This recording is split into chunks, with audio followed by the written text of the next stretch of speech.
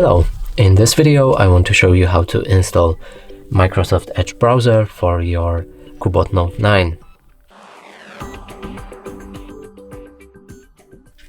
So in order to do this, first let's open Google Play Store. Here we want to find app Microsoft Edge.